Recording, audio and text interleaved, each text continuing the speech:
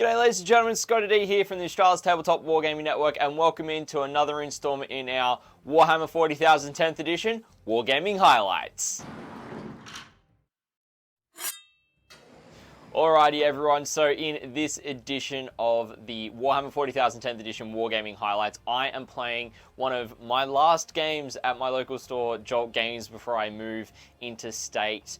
And I am playing against one of the newer guys within the community, Jon. He's an absolute great bloke, and we are playing a 2,000 point game, and I'm fielding Deathwatch for the first time in the new edition with the new Space Marine Codex using the Gladius detachment, and Jon is running 1,000 Suns, which I'm quite knowledgeable about, and they do frustrate me a little bit, and I'll explain a little bit why after the bat rep. To tell you guys a bit more why. Now, the lists that we are running are down in the description below if you do not fully catch the detail of them when we walk through them in the video. It was an absolute great pleasure to play against Jon. He's a great bloke in the community, and we had a great fun game except for some frustrating points on my part. And yeah, it was a really close game, came down to the last turn, which was awesome. But ladies and gentlemen, I also want to take a moment to thank everyone who has subscribed to the YouTube channel so far this year. Really appreciate your support to the network and what we're doing, as well as a massive shout out to our Ko-Fi supporters and our Twitch subscribers as well, who contribute financially to the work that we do here at the ATWN. But ladies and gentlemen, without further ado, let's jump into this bat rep. Alrighty, ladies and gentlemen, welcome in to another Wargaming Highlights here on the ATWN. We have got a stellar matchup for you today. We've got Jon, who is joining us, and I'll just get the camera right this time. Jon, how you going? Good, mate. Thanks for joining us for this battle report. So, today's game, we are playing Search and Destroy with supply lines. So if you hold your home objective on a 4+, you get 1 CP. And Scorched Earth, so it's going to be scored up to 10 points per turn. During the 5th battle round, player who goes first scores top of the command phase, player who goes second scores bottom of the turn, bottom of the game for turn 5. And then at the end of the battle, if you manage to burn 1 or more objectives in the middle of the battlefield, you get 5 points. If you manage to burn your opponents, you get 10. So really spicy there. Walk through my army list really quick. I'm actually bringing the Deathwatch today. Decided with the new Marine Codex, let's try some of the new stuff. So we are running a Black Spear task force. We've got my Warlord is my Watchmaster, who has got the Tome of Ectoclades to allow a once per game 2 Oath of Moment targets. We have then got a Primaris Lieutenant with Shield, Sword, and Neo-Volkite Pistol. He has also got the Thief of Secrets, so +1 strength, damage, and AP to his melee weapons. Then when he kills something in combat, he gets an additional, that goes up to +2. Then we've got the Tech Marine, Tried and True. We've then got 2 units of 5 Deathwatch veterans. 1 unit has just got Storm Shields and Bolters with close combat weapons. The other unit has got 3 Bolt Guns with Long Vigil close combat weapons, and then 2 frag cannons in there as well. We've then got the 5 Infiltrators with a Helix Gauntlet and Comms Array. We've got the 5 Incursors with a Haywire Mine, so some spicy tech in both of those units. We've got a full 10-man squad of Sternguard veterans with just Bolters for that spicy devastating wounds and all the good stuff there. We've got 5 Assault Intercessors with jump packs now. Because Deathwatch haven't been updated with the keywords, they are technically allowed. We'll see what happens when they do update the Deathwatch for these guys. We've got 2 units of 3 bike veterans. We've got Xenophase Blades on the Sergeants and Long Vigil melee weapons on the other 2 guys. We've then got a unit of 3 Devastator Centurions. First time I'm running these guys, with twin las cannons and missile launchers on those guys, so a lot of anti-tank damage. We've then got the Tried and True Double Redemptor Dreadnought with plasma cannons, Icarus launchers, Storm Bolters, and Onslaught Gatling cannons. The Predator Annihilator with the 3 las cannons and the Hunter Killer Missile, and then the Whirlwind in there as well to round out the list. And Jon, do you want to walk us through what you were running today, my friend? No worries, mate. So we're starting with Magnus, of course, the Crimson King. He's also got a Vortex Beast to support him, a Vindicator tank, 3 squads of Rubrics, 1 of 10 with Flamers, 2 others with Bolters. All 3 have Soul Reaper cannons. We have Araman leading a squad of 5. We have the Infernal Master leading another squad of 5. And then for the Flamers, we have a Exalted Sorcerer, who also has the Umbralific Crystal for instant teleports. Yes. We've got a squad of 6 10s going lightened with face cards, I suppose. They were led with the Shaman to give them the extra +1 to hit, and the Feel No Pain. Lastly, we've got the 2 Forge Fiends with triple cannons. Yeah, that's going to be really spicy. This is a really spicy list, and I'm keen to see how the Deathwatch go into it. So we'll go through deployment, figure out secondaries and all that, and we'll come back before we do the roll-off for turn 1, ladies and gentlemen. Alrighty, ladies and gentlemen, so we've just finished setting up for deployment. I won the roll-off and I chose to be the defender and picked over this table quarter here. So I'll walk you through what I deployed and where. I do have the 5 Assault Intercessors jump packs in Deep Strike Reserves. We've got the 10 Stern Guard with the Warlord and the Lieutenant up the back here with a Whirlwind and Tech Marine down the bottom. On the left-hand flank, we've got 3 of the bikes and 5 of the Deathwatch veterans with the 2 frag cannons over there. We've got the infiltrators kind of in the middle, just screening out that 12-inch area. On the other side of the building, we have got the two of the 3, well, no, actually, both of the Redemptor Dreadnoughts, not 3 in the list. We've got the Centurions behind that terrain feature, not on it. In Curses, just on the line, they've got a 6-inch advance moves, pre-game move for Scouts, so we'll see what happens there. Then we have got the Predator sitting just behind here, behind terrain, so he can't be shot, but then has also got another 3 bikes and another 5 veterans with storm shields, bolt guns, and close combat weapons. And John, do you want to walk us through your deployment, my friend? Yeah, so over here in the corner here, we have Ahriman with his squad on the side, ready to take the advantage of the objective early. Yep. We've got a Forge Fiend hiding behind the barrels and a Forge Fiend hiding behind the building on opposite sides. Yep. Give some crossfire effect. We've got the Vindicator tank just sitting tight at the front line, ready to do it, see what it can do, with the Rubric of Flamers hiding behind the tank. At the back here, we've got the Vortex Beast and the Enlightened on the main point. We have Magnus in Deep Strike. Yeah, very spicy to see Magnus in Deep Strike. It'll be a very interesting game. Both of us have got a lot of firepower, so we'll see how it goes. But John, first of all, good luck, mate. Yep. Let's have fun. Will do. And let's see who gets first turn. Oh, I get a 6. It is you. All right, so the Deathwatch are going to be going first in this game, ladies and gentlemen. We'll be back after the Deathwatch turn 1. Alrighty, ladies and gentlemen, so that is the end of the Deathwatch turn 1. Nothing too drastic happened. I drew Extend Battle Lines and Assassination as my secondaries after drawing Storm Hostile objectives, so I drew a fresh one. So in terms of movement, we just had the Deathwatch veterans up here, move up and advance. The bikes use their turbo advance to get up there to score me Extend Battle Lines. The Redemptor Dreadnought advanced to be behind the line of sight blocking crates there. The Infiltrators fell back a little bit. The Incursors just staying where they are right now.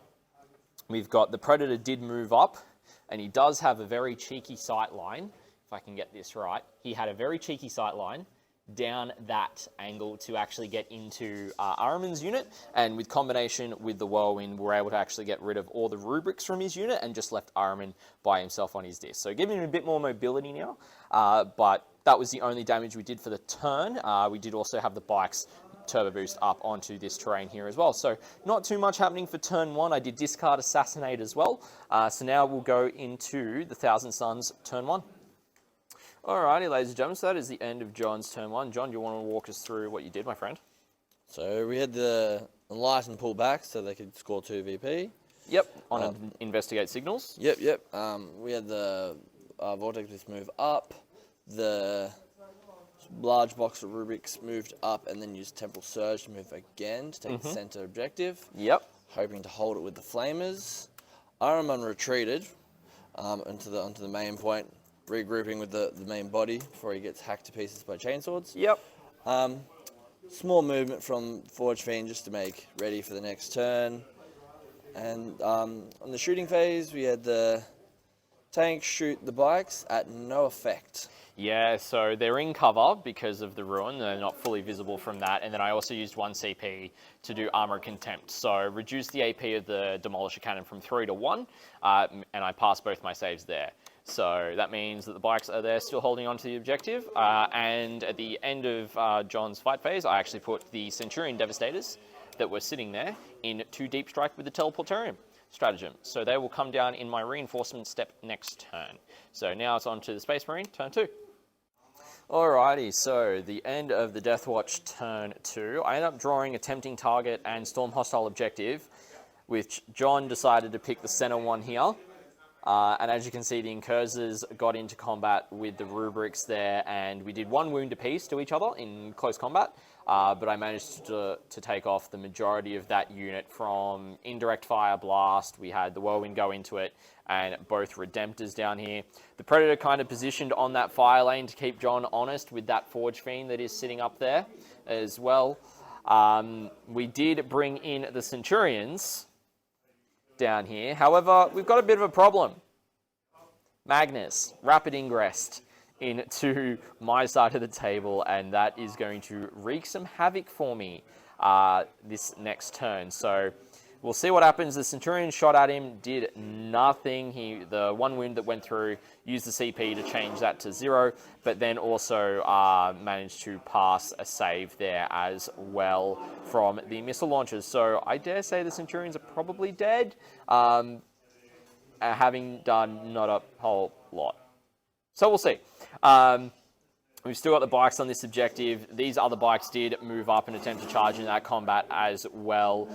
We've still got the Assault Intercessors with jump packs off in reserves, and we've still got the Stern Guard sitting pretty back behind there, ready to go for what we need to in our next turn. So we're going to go over to turn 2 for John's turn. Alrighty, ladies and gentlemen, so that is the end of Thousand Suns turn 2. John, do you want to walk us through what happened? Alright, so first we had the rubrics in the middle fighting. They pulled back and also gained an extra rubric for the Sorcerers, res 1 up. Yep. The Vindicator moved up, along with the Vortex Beast, Araman, and the Forge Fiend behind lined up as well. Yep.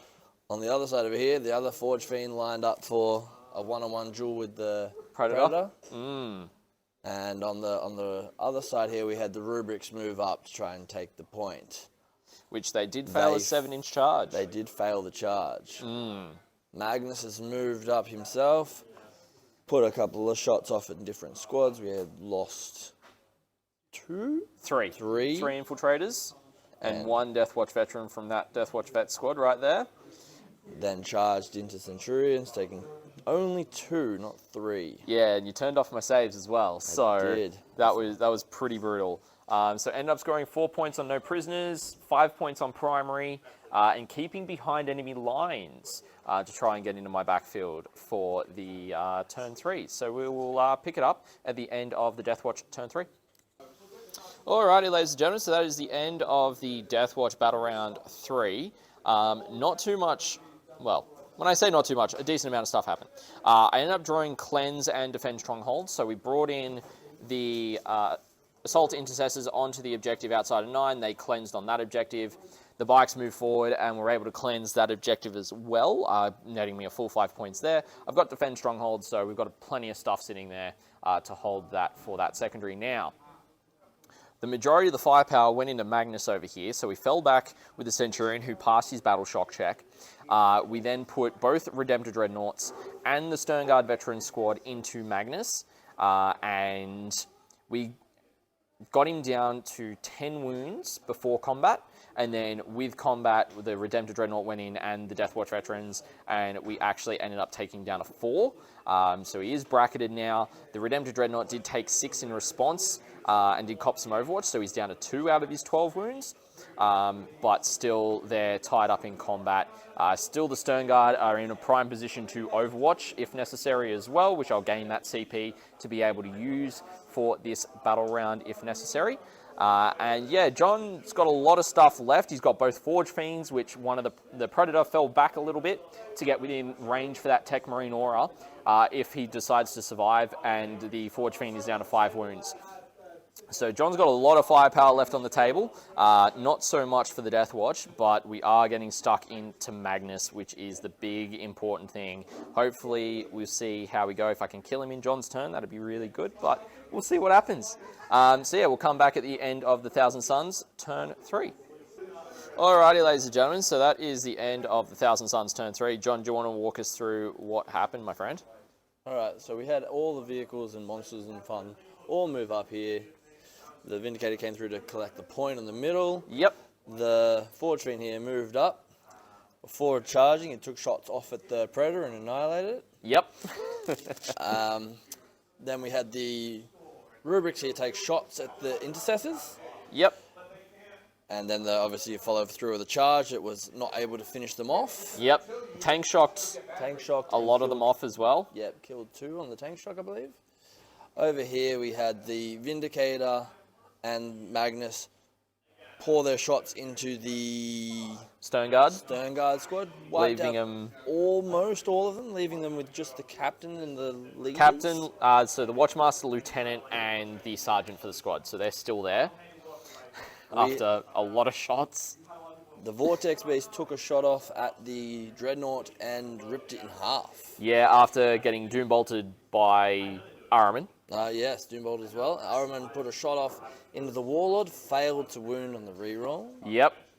And the Magnus cleaned up with the last of the melee.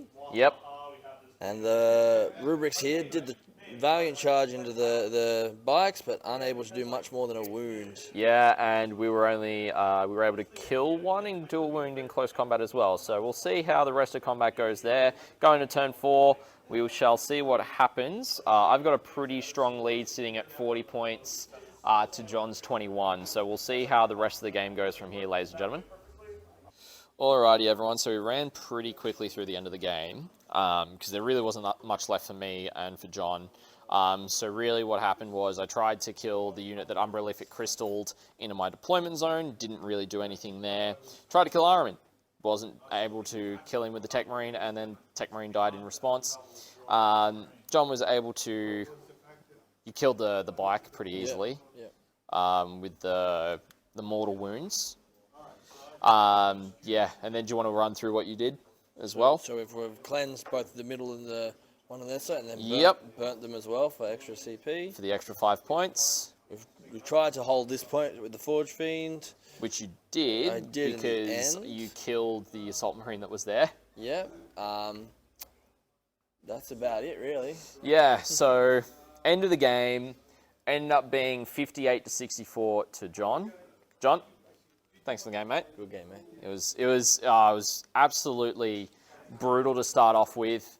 Yeah, just as I was saying to Jon before this, Magnus coming in here and just being in my sideline just absolutely did a lot of damage. Jon got a lot of value out of his Cabal points as well, just being able to ignore saves and reroll saves. Ignore damage and reroll saves. Not necessarily like Doombolt as much, but being able to do it from 36 away with the Mutalith was rough, but you only got that once. Only the once. Only the once, thankfully. But yeah, a lot of things learned Deathwatch-wise. Really interesting to play this style of build with Deathwatch. I think if I was to play it with Marines, it might have been a bit better, but we'll see how it goes. I might test it under Marines instead of Deathwatch, swap some things back out and around, and go from there. But that is going to be it for this Wargaming Highlights, ladies and gentlemen. Alrighty, everyone. Well, I hope that you enjoyed this game between myself and Jon. As I said, it was a really close game, coming out 58 to 64 without Bet already in there. The Deathwatch did get quite up early on, but just not able to convert that damage through on Magnus that came in via rapid ingress on that flank and such as well, and just Jon was just really lucky with his saves and being able to zero my damage out every turn was what frustrated me, to be honest, and that might be something we see another video on, is talking about things that frustrate me in 40k at the moment. But it was a really great game, thoroughly enjoyed playing against Jon. I don't think there's too much that I would change about my list, but you know, first time playing Deathwatch, there's still some mistakes. Not sure if the Stern Guard work as well in the Gladius Deathwatch force rather than the Marine Gladius, just some different buffs there as well that they can attain. But ladies and gentlemen, I do want to thank everyone who has watched this video. If you have any feedback on it, feel free to leave it down in the comment section below. If you did enjoy the video, make sure to hit it with a like, and if you do want to keep up to date with the content we are creating here on the ATWN and the tournament coverage we're providing to the Australian Southeastern Seaboard, make sure you hit that subscribe button, turn on that notification bell so you're notified as to when we are releasing more content here on YouTube as well. And if you have any positive things to say, we'd always appreciate it as well, or just your favorite emoji down in the comments. And if you do want to catch us when we are live, whenever we're doing hobbying sessions, or I'm working on some commission painting projects, or tournament coverage, tournament previews, and the ITC South Pacific Snapshot, then make sure to head over to Twitch. Make sure you're following the Australis TWN channel so you're able to be notified as to when we're live and doing some live streams over there as well. But ladies and gentlemen, I thank everyone for watching this one, and I'll catch you in the next video.